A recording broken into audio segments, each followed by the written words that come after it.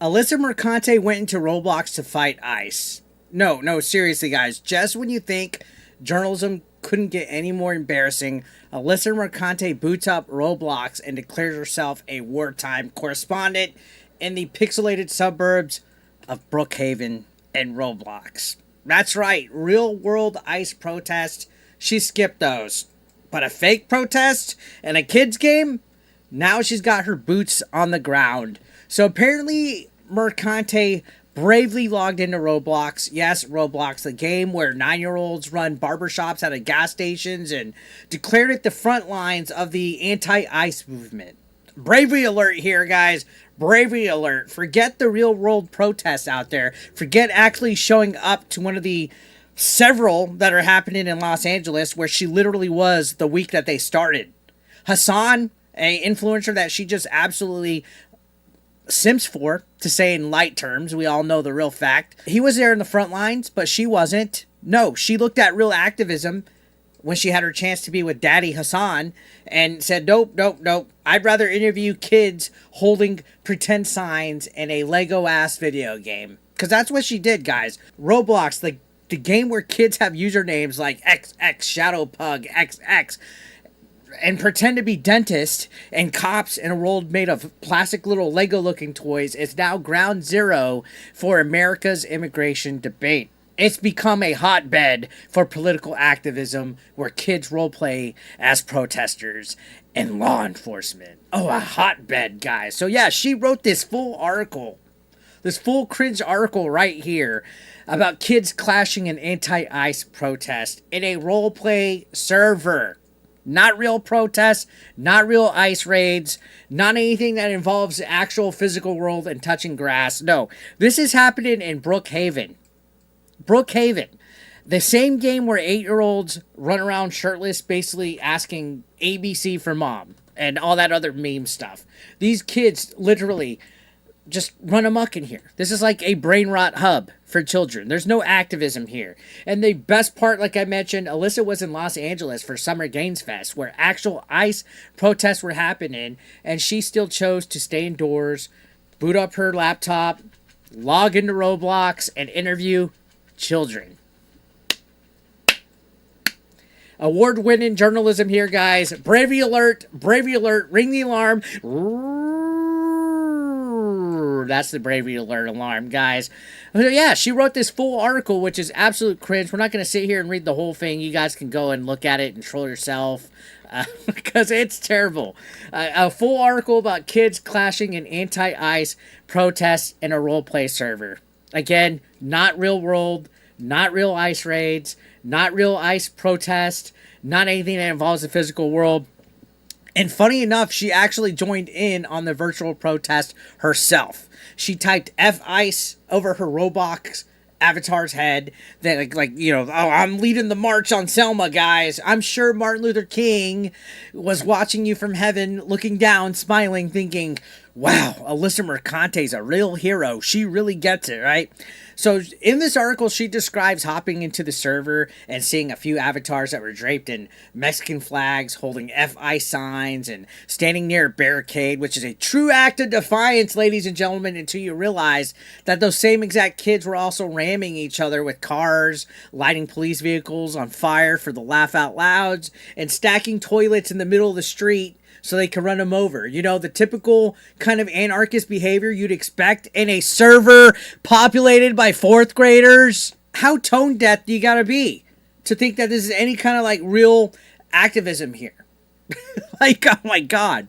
But this gets better, guys. In this article, she admits that the in-game protest was actually relatively quiet. That's the exact quote, that no one answered her questions. Imagine running around this game trying to get real journalism done. Interviewing kids. Excuse me, sir. Excuse me. Why are you here? Like, are you sad? These kids in the article, according to her, were mostly just driving over each other, setting the cars on fire, like I said, throwing random objects in the street. And yeah, it was basically a normal Tuesday on Roblox.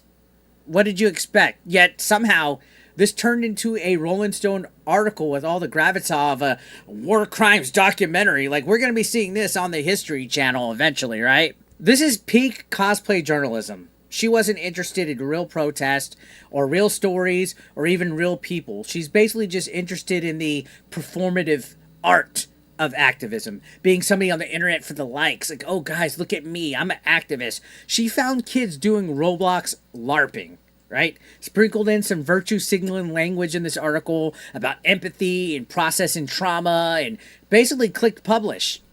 And of course, like clockwork, if you question any of it, guys, you're labeled a right-wing reactionary grifter because clearly you don't understand how powerful it is for digital sixth graders to defeat ICE in between rounds of online fashion shows, right? Whatever she puts, she does like that weird fashion show shit with kids, right?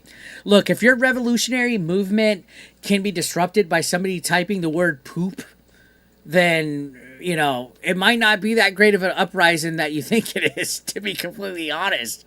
But the cringe doesn't stop there, guys. No, the cringe does not stop. Taylor Lorenz, who probably inspired Mercante to write this article, wrote about this as well and quoted a kid saying, "We all got shot by the police." Yeah, look at this. Look, a freaking text message. Well, Taylor Lorenz, why are you messaging kids at 3 o'clock in the morning? Look at that. I messaged today, 3 a.m., 3:08 a.m. Hello, I was in Roblox ICE protest, but then we all got shot by the police. Crying emoji. Of course, Taylor Lorenz is involved with this, though, too, because she's a pretty much brain-dead journo as well. But this is not a powerful statement. This is in Roblox, guys. This is literally something that happens 400 times a day in every Brookhaven server. Right before somebody respawns in a pizza costume or looks like a taco or something like that. Yet, Taylor printed it like it was pulled from a Frontline documentary. Incredible. God bless you, Taylor. But yeah, this article probably is what inspired Alyssa Mercante to write her cringe article on Rolling Stone. Both Alyssa and Taylor are treating this like it's important. Like it's some generational reckoning. That children are organizing together, guys. They're expressing their trauma. Girl, they're playing dress up. All right? Half these kids can't even spell ICE. Like, you think they could organize a coherent protest? They're not reading policy briefs. They're not looking at the news. They're playing video games. They're probably just wanting to have fun and run over stuff and shoot things and break things, right? They're literally flinging babies into ovens in the Adopt Me game on this. And they're griefing servers with fucking fart noises. It's Roblox. I don't know why they're taking roleplay servers so seriously, but I feel like I'm in the Twilight Zone, guys. What's wild is that this isn't even a large in-game movement, to be completely honest. There is no waves of mass digital uprisings, even though they're trying to paint it here with 85 billion daily users. The sandbox game has become a hotbed for virtual political activism. There was probably like a dozen or less kids involved with this, right? There was no million avatar matches. Like I said, it was maybe about 6 kids or more, like maybe 12 tops, standing around until one of them got bored, spawned a jet ski inside of a house, and yet here we are with full think pieces, full articles, pretending this is the next Occupy Wall Street movement, guys. It's performative activism. That's what it is. Alyssa didn't cover a protest, guys. She watched some kids mess around in a sandbox and projected her own Twitter politics onto it. Her own performative activism.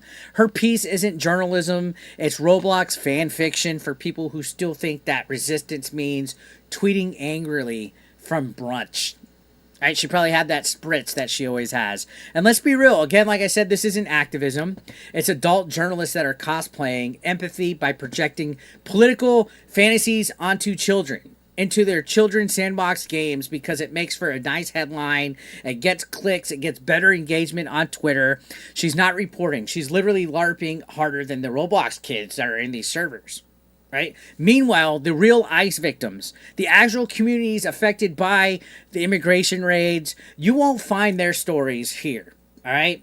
You might at best get a repost from Mercante or Taylor Lorenz, but you won't see them on the front lines. Again, Hassan was on the front lines, and I don't even like Hassan, but she had her chance to go to the protest with Hassan. Instead, she was just busy drinking spritzes with all the other YouTubers at Summer Games Fest. Why bother with actual real world activism and real stories when you could just log into Roblox and Brookhaven and pretend, right? So in the end, this whole thing is just embarrassing. Alyssa skipped the real world protest to LARP as a field reporter in a server full of chaotic children, and Taylor also quoted Roblox players like they were survivors. Like, oh, you got shot by a police guy in the game? And Rolling Stone published this like it's Watergate for 12-year-olds. Like, I can't understand. Rolling Stone, you used to be a serious publication, okay? You covered Watergate at one point. You interviewed presidents. And now your gaming division, if that's what you want to call it, because I use that term loosely, is logging into digital daddy daycare and mistaking it for political unrest. So in the end, this piece, again, like I said, we didn't read the whole thing. It's a waste of time. Spoiler alert. Doesn't say anything meaningful about ICE, immigration, or even digital protests. It says a lot about Rolling Stone's current state, you know, where virtual protests carried out by literal children in a toy box of a game are treated with more reverence than actual boots on the ground action.